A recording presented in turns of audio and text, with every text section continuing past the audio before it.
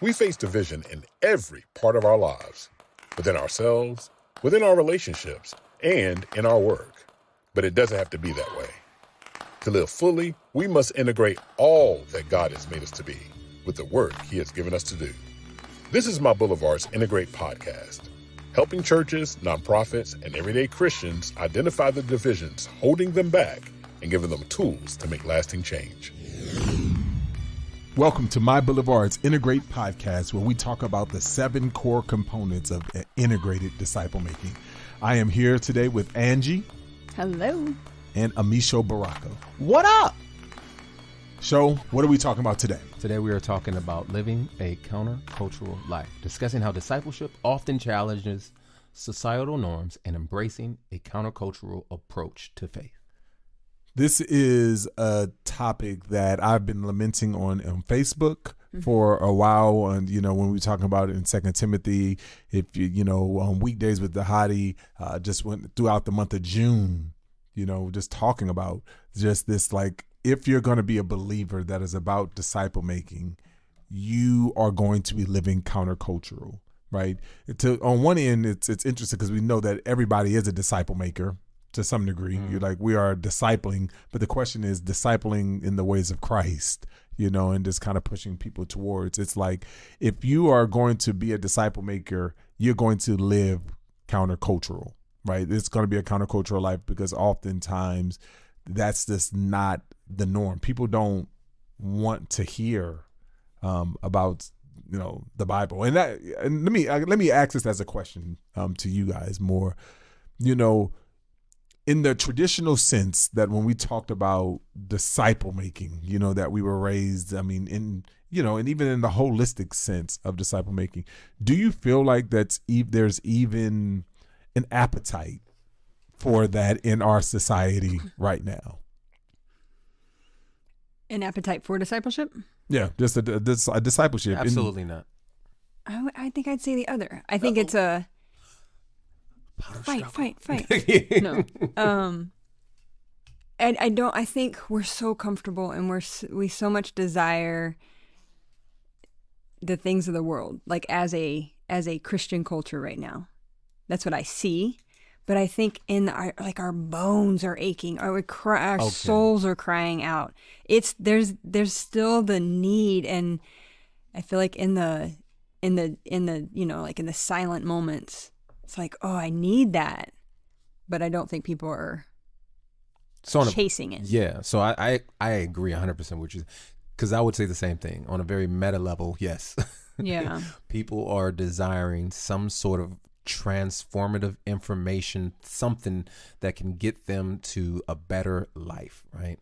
But on a very practical level, I think all things religious or even traditional people just see those things as antiquated, tired. They just feel like methods and principles that it's outdated. And there's no use for those things. And so especially when you use the language of evangelicalism or of orthodoxy, like discipleship or missions or the church, when you use these words, people are automatically turned off. Now, if you went to somebody and said, hey, I'm starting a mentorship program, folks would be like, oh, word? Really? And you can use all the same principles of Christianity, and people would be like, yo, this is awesome. But if you were to say, hey, man, I just really want to disciple people, they'd be like, well, good for you, my guy. So do you feel like it's just a word thing, or is it like once you get into the substance, the content, it's like, oh, this is just the Bible? No, I think it's both, because I honestly feel like there are some people who feel like they've outgrown the Bible. Yes. And culture tells us that's true. Exactly. That's something I did when I was younger, when I was immature. Now I'm more wise and I can figure this out on my own, and yeah. Yeah, I just feel like there are people who feel like, it was, especially folks who have been in evangelical spaces and they're deconstructing. They feel like they've obtained all the wisdom that the Bible has to give them. And if they are trying to continue to explore it, it's not explored. It's not to be explored from a way that anything that has, like, if there's any kind of Western angle to it, then that's tainted. And so we have to, and here's the interesting thing, even if you go to the East, no matter where you go, it's still discipleship. it's still a context of where people are submitting unto leadership. It's still a context where people are saying, I need to learn from someone as spiritual, but oftentimes we'll just change the language and now it's okay. But yeah, I think people have a problem top to bottom with the whole idea of transformative living in the context of a discipleship relation. So this idea of living countercultural life, I think part of it is like, if you're going to be a follower of Jesus from like 2,000 years ago when Jesus said it, like, you are going to live a countercultural life. I mean, so is the same true then, is the same true now.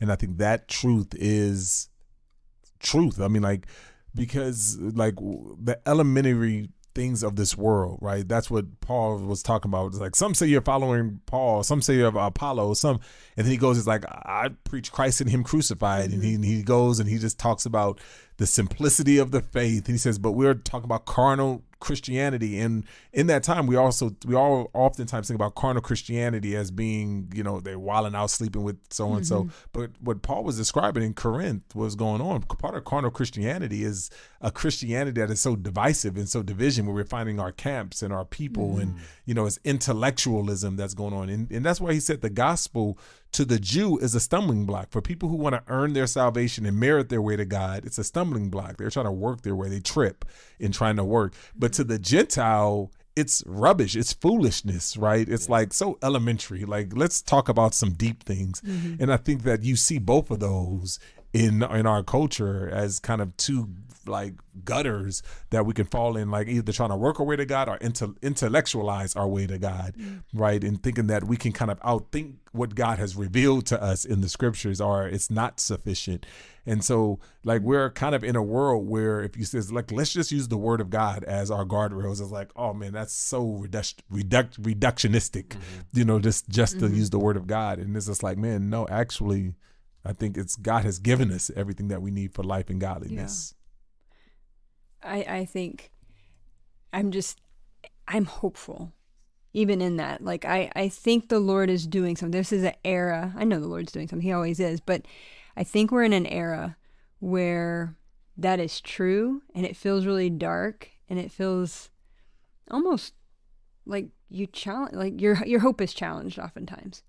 But as I'm reading 2 Timothy, just hardship, suffering, hardship, like they're deserted, all these words that come out, and it's like you see like Paul's just posture of like, man, this has gotten really dark very quickly. And one, suffering is countercultural. Like, that's not something that our culture promotes or accepts, or like there's something wrong with you if you're suffering. But then secondly, I think it's the endurance piece. Yeah. We just have to stay the course. And I guess this is the encouragement for myself, but staying the course, like at some point, that's going to be very appetizing.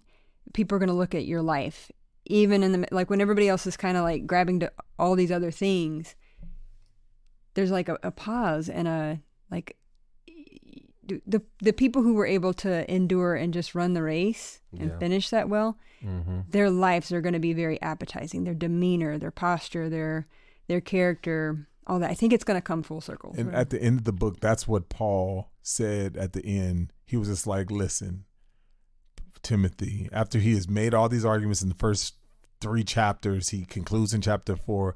He says, Timothy, I have ran the race. I have fought the good fight of faith.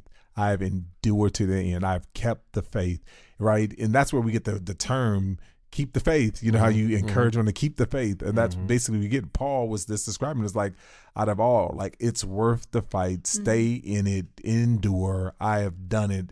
Like, and this is kind of a far cry to what he had earlier, where in Philippians, he's like, man, younger Paul, like just started ministry Paul, like in Philippians, he was just like, man, I'd rather go be with the Lord. But instead, I know it's better for me to be here with you. Now, Paul, who has been taking some licks in ministry, he's just like, Timothy, my race is over, because he's in prison. He doesn't think Nero's about to let him out, of prison. He's about to die. It's like, however, endure. It's your turn to run the race. And I think that that's the encouragement that oftentimes that we have to give. But to your other point, real quick, Angie, is I do think we're going to endure, because if you tie this into, everybody was talking about the last few years are so similar to like the 60s, 68 specifically, in that year in 68 where there was a pandemic, there were a lot of racial tension, there was a lot of things, assassination, there was so much taking place.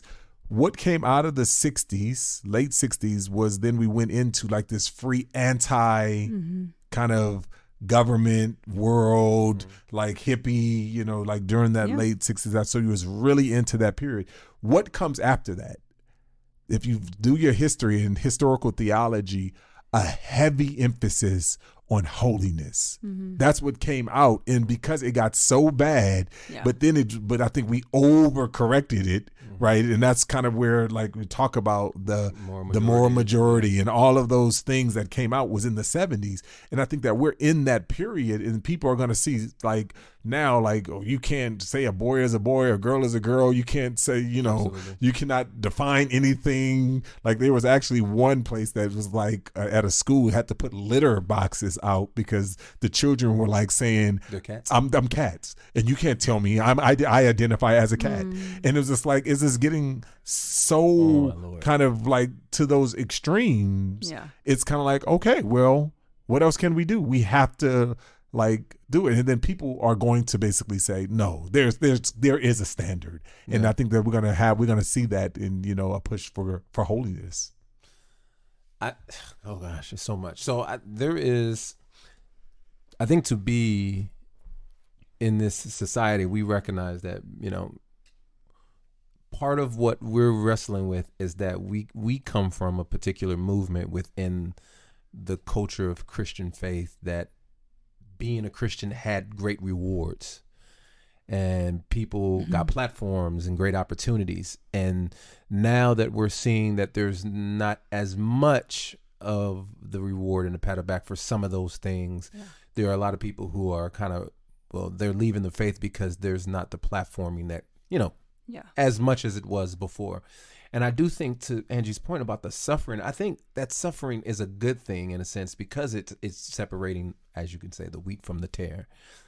And in a lot of ways, what we are seeing is a more desperate need for real relationship with God, not just a relationship with the things that he provides for us or the platforms he gives us. Because I've noticed that a lot of the individuals that, and I've even seen it in myself, like, once the platforming ends, is like, how serious is your connection to Jesus? Like real, like unadulterated connection to him and his people in the church. And I found, like, man, people were really in love with the things that God gave them and not necessarily God. And so as those rewards leave, as suffering comes, we're going to see how people are truly going to be countercultural living in this context. And I think it's good, because it is really getting us to see where our allegiance is. Like, who are you, your household, like, who do you serve on this day?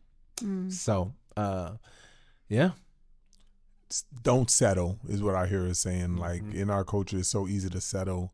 And, what's interesting is in Genesis chapter 11, at the end of chapter 11, God called Abram's whole family to go to Ur, right? And if you go look at it, it's like Genesis 11:33 and following, but it says he sends all of them out. But then there's an interesting part in there. It says, but they settled in Haran. Yeah. Right? They settled in Haran. And I was just like, what would make people settle? And that's what you're talking about, platforms, things, success, comfort. Those types of things. It's like, lack of endurance. Lack of endurance. And those are the types of things like, I'm good. Yeah. Gosh. And then what's interesting is that it was out of that, all of Abram's family was settled in Haran. And it's out of Haran. That wasn't the first time in Genesis chapter 12 that God called him to Canaan. He was like, no, finish. Finish. I didn't call you to settle in Haran. I called you to Canaan, to Ur. I called you out of Ur to go further. And he says, and it's out of that call that he called Abram to go finish what he started. And I think that that's kind of where God is doing, is that he is separating the people. And it says, listen, I'm calling a group of you to finish what we started, Yeah. right? What I had in you. And I think that's where we see in Genesis 12. I think that's why suffering is so important. Like if I was the Lord, obviously I'm not, but I'm putting on that mind of like, what would you use things to refine? Like we do that with our own children, you know, like, no, you can't have that. And I know it's for your good. Like through suffering, God refines us. And you think about Job, and I mean, his wife was like, God took all of our stuff, like, curse him and let's just die. Like it's over. As soon as the stuff was gone, the platform, the wealth, all of that stuff. And it's like Job had a love for the Lord, not a love for, you know, his platform, his status, his notoriety in the town or whatever, however, you know, his life He had was set up. children too that died. Yeah, I know. I mean, it was a lot. I know. Yeah. But I'm still, I get your point, but it was. And that's tough. But There's it's a But yeah, lot of but that's a suffering. lot of Yeah. suffering. That's And loss, yeah. and God replaced, quote unquote, replaced all that. But you can't replace children. You can't replace there's no replacing.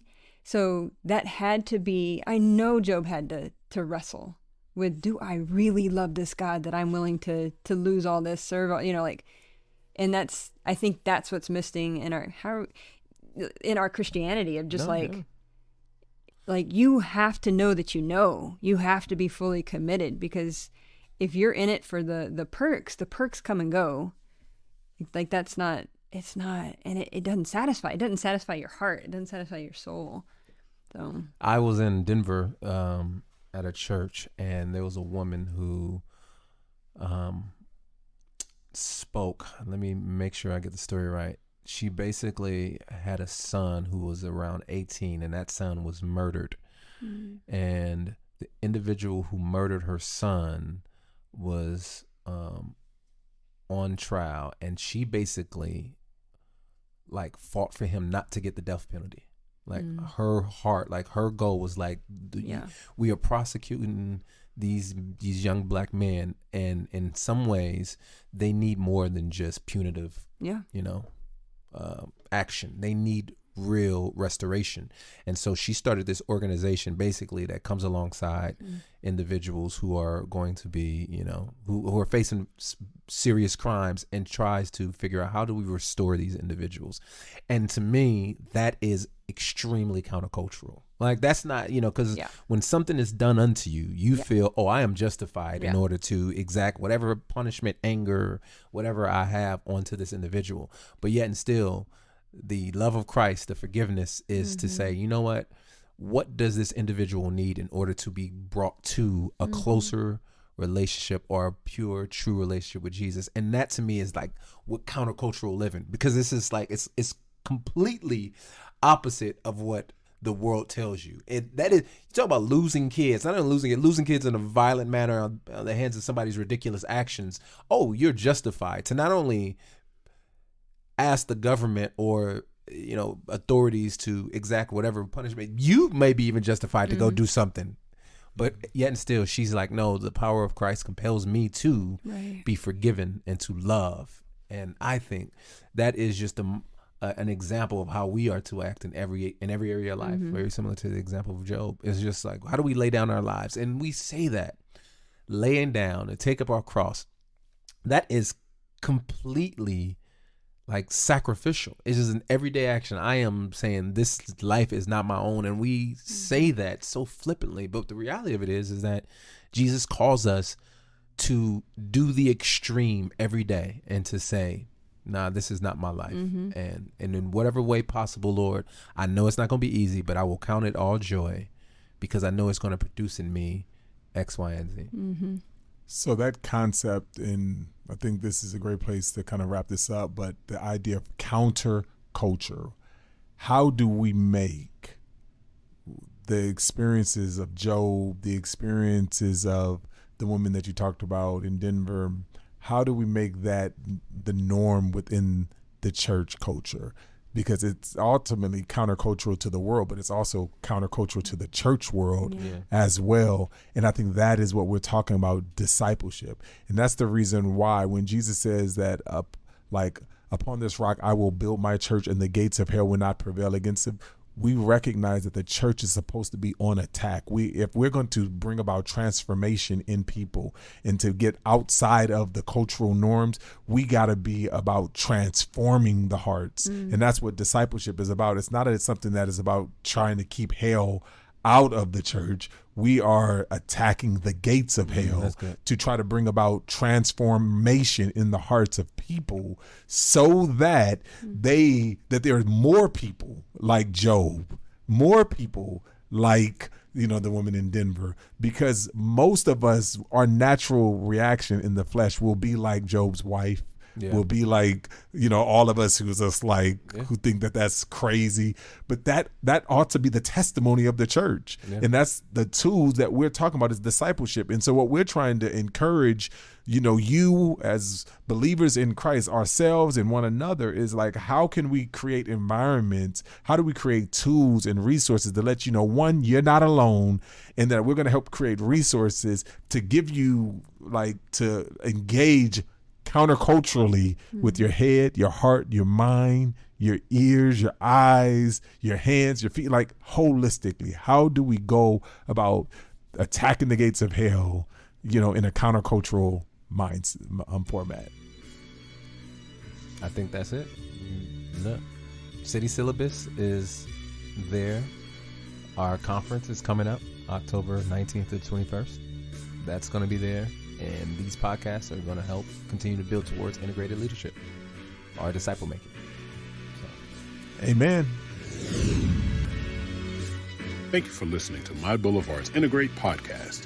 Be sure to visit us online at myboulevard.co, that's myboulevard.co, or follow us on social media to stay updated on all things My Boulevard.